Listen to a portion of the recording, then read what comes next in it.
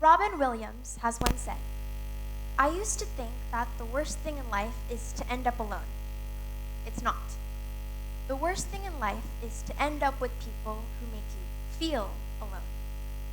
I mean, he was definitely onto something. This quote does sound about 99% correct to what high school friendships are, but there's something with this quote that's 1% wrong, and I'll tell you by the end of my talk. Like any other 15-year-old, I struggle with friendships. Emphasis on high school friendships. It's sensitive and complex to me. I just don't quite get it. Not now, probably not in my 20s, not in my 30s or 40s. You get the point. I haven't fully grasped the concept behind companionships. And I'll tell you, however much experience you have, no one will ever fully master the idea of high school friendships. With all honesty, you guys should know, I do have friends. And if they're watching this right now, they're probably wondering what I'm talking about. I'm not fully certain how people perceive me, but I know they don't view me as someone who struggles with friendships. Because often, when it comes to this topic, it's not an external issue. It's actually within, which is the most painful part. Knowing you have to struggle with an issue no one can fully understand, and one that doesn't show obvious external symptoms to those around you. The feeling may not be tangible, but the results certainly are, which is why it's important we identify them now before the negative results spread further. I'll break this down easier for you all. The issue and the outcome, starting with the main issue of high school relationships. I think we can agree that us human beings, each and every one of us, we are puzzle pieces. We constantly try to find the space in which we can fit, seeking accommodation, which is why there's often that degrading possibility that our piece doesn't fit. It's difficult when you don't have a circle to begin with, so your first obstacle would be to socialize and find your people. But it's even harder when you're already part of a squad and later realize these people are not your ride or die. This is a common occurrence in high school. You don't really feel like you can be yourself. You can't share your winnings, like getting a good grade or making the team, without it feeling awkward. The dilemma is we have friends, but we don't necessarily fit their image anymore. Are they the problem, or are we? Staying in the circle means you're not evolving as a person, but leaving would be awkward, uncomfortable, and totally risky. With all this said, you may wonder, so what exactly are the signs that consider you not fitting in? In 2025, Zeta Slabacorn posted an article on the 11 signs that you don't belong in your current friend group. Her psychology behind friendships felt quite relatable to me, so from the 11 listed, I found 2 to be the most powerful indications that you don't fit in, especially in high school. Starting with the first sign. It's sort of like people-pleasing, but in an unconscious way. Let's say you're excited to see your friends, but after hours and hours of talking and hanging out, you realize how emotionally drained you are. When we have to limit our true behavior, it causes distress that further tires your brain. It's not necessarily faking a personality, it's more towards filtering your true personality. In my opinion, when we have to filter our personality with someone, it's because we fear judgment from them. Not because we're scared of them, but because we know who they are as a person. And our fear is rooted from their disapproval of who you may be. When I read this article, it correlated this specific sign to anxiety of not wanting to see people who cancel plans last minute. Moving on to the second sign.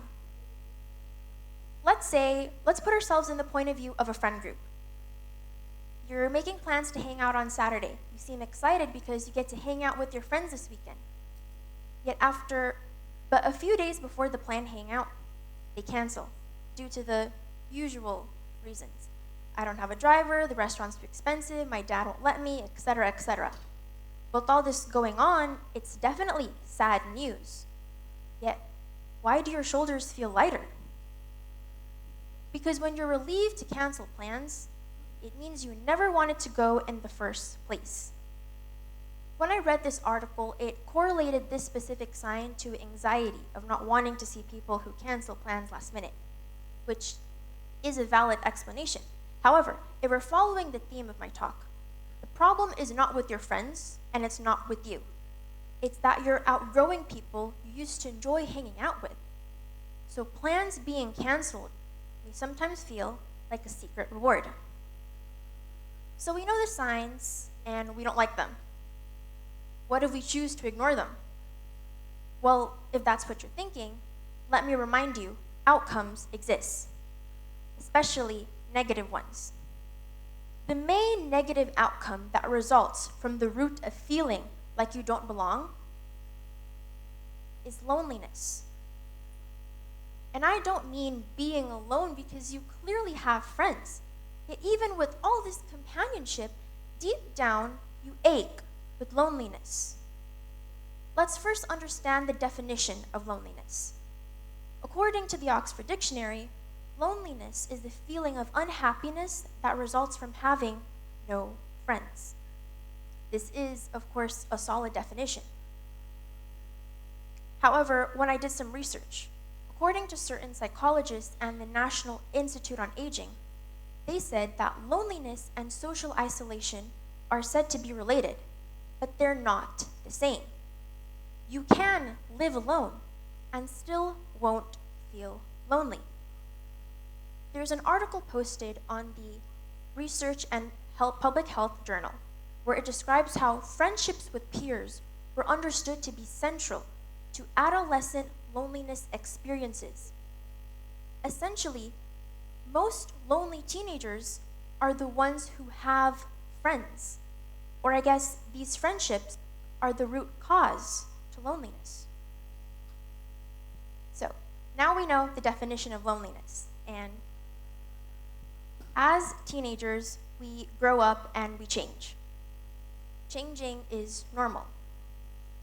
And we need to understand that changing and not fitting in is okay. Making mistakes and not fitting in with these people who don't fit your box is okay. Sometimes we outgrow people, and sometimes we outgrow people, and maybe that's actually a successful sign of growth, because many change makers have done it alone, but not many did it feeling lonely. You are all change makers. Don't risk your chances by adapting to what you've outgrown. Remember the quote I said earlier? This quote? Remember when I said that there's something with this quote that's 1% wrong? Well, no offense to Robin Williams or anything, but the worst thing in life is not ending up with people who make you feel alone. It's actually when you do realize this, but you choose to ignore it. The signs I mentioned earlier, perhaps you could use that as a somewhat guide to avoiding the worst thing in the world. At school, we learn subjects like math, English, science, and others. We're told that learning this is a tool to our success. Yet when it comes to high school friendships, it's way more complicated than that. It's not something you can calculate. So when you're dealing with this, you're spiraling and contemplating on how to deal with the issue of friendships, just keep in mind, that's called high school. Thank you.